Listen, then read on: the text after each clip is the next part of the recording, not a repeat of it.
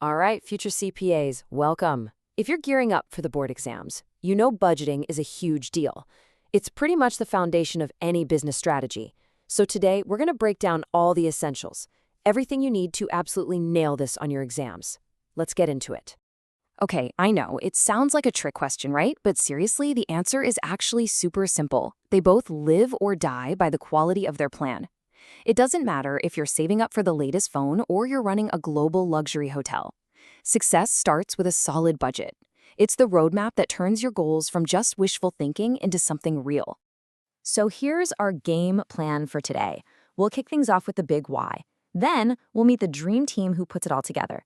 After that, we'll explore the different styles of budgeting, tackle the tricky human element, and wrap it all up with an ultimate cheat sheet designed to stick in your brain all the way to exam day. So, first up, let's get right to it.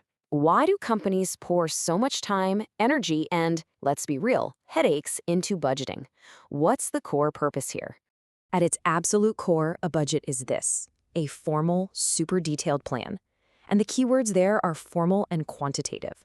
This isn't just a suggestion or some vague idea. It's a company's biggest goals laid out in cold, hard numbers. It's the script that everyone in the entire organization has to follow. And you know, a budget does way more than just track where the money goes. Think of these as its 6 superpowers. It forces managers to actually think ahead. It gets different departments talking to each other. It helps coordinate everything. It decides who gets what resources. And importantly, it sets a clear benchmark so you know if you're winning or losing. And yeah, you've probably heard this quote a million times, but it's basically the unofficial motto of the budgeting world. Without that solid, numbers-based plan, a company is just flying blind and hoping for the best. And hope, well, it's not a strategy. Okay, so a budget doesn't just magically appear out of thin air, right? It takes a whole team of people to make it happen. So let's see who's really running the show. Say hello to the budget committee. This is the leadership crew. We're talking the company president, the head controller, all the VPs. They are the ultimate authority on the budget. They set the rules of the game, they coordinate the whole process, and they're the final referees when different departments can't agree on something. They're basically the guardians of the budget. Now, here's a key thing to remember. Not all budgets are created equal. Companies can pick from a few different styles, or flavors, if you will, and it all depends on what they need and what industry they're in. First up, we've got the continuous or rolling budget. This one's super dynamic. As soon as January is over, next January is added to the end of the plan. This forces the company to always be thinking a full year out. It's a massive advantage in industries that change fast, like tech or fashion.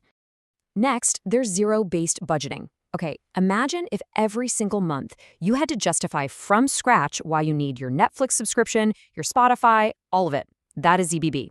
Nothing gets approved just because we paid for it last year. Every single dollar has to be fought for and defended. It's pretty intense, which is why you see it a lot when a company is trying to turn itself around. And finally, we have Kaizen budgeting.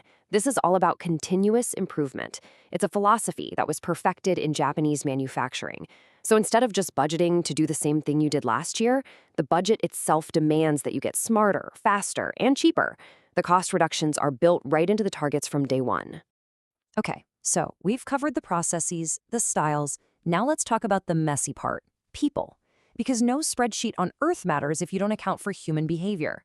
And trust me, this is a huge topic on your board exams. So there are really 2 main ways to build a budget. First, you've got the top-down approach, where the big bosses just impose the numbers on everyone else. It's fast, and it makes sure everyone's aligned with the big picture goals. The other way is bottom-up, where managers at every level actually get to give their input. Sure, it takes longer, but it creates this incredible sense of ownership and motivation from the people who have to actually make the plan happen. And that brings us to a really, really critical question. When a budget starts to feel like a high-pressure test, one that decides whether you get a bonus or maybe even keep your job, what do you think is the natural human reaction? It's this. This is one of the most important behavioral concepts you will ever learn for your exams: budgetary slack. This is when a manager intentionally sandbags their own budget. They'll lowball their sales forecast or they'll pad their expense budget. And why? To create a nice, comfy cushion that makes it way easier to hit their targets and look like a total rock star. The huge problem, though, is it makes the company's entire plan wrong and really inefficient. All right, I know we've covered a ton of ground, so now let's pull it all together. Get ready to take a screenshot because this is your ultimate cheat sheet. This is how we lock in these concepts for the LECPA. Okay, here are the core ideas and the single keyword you have to burn into your brain for each one. Top down is imposed. Bottom up is participative. Continuous is rolling. Zero-based starts from zero. Kaizen means continuous improvement. And budgetary slack, that's the cushion. Seriously, these keywords are gold. But look, knowing the definitions is one thing. Making sure you actually remember this stuff on exam day, maybe years from now, is a whole different challenge. So here are some real study hacks. 1. Create analogies. Think of Kaizen like trying to beat your personal best at the gym. 2. Teach it. If you can explain budgetary slack to your friend who's not an accounting major, you've mastered it. 3. Always focus on the why. And finally, take that last slide and make some flashcards. Active recall is everything. So I'll leave you with this final thought.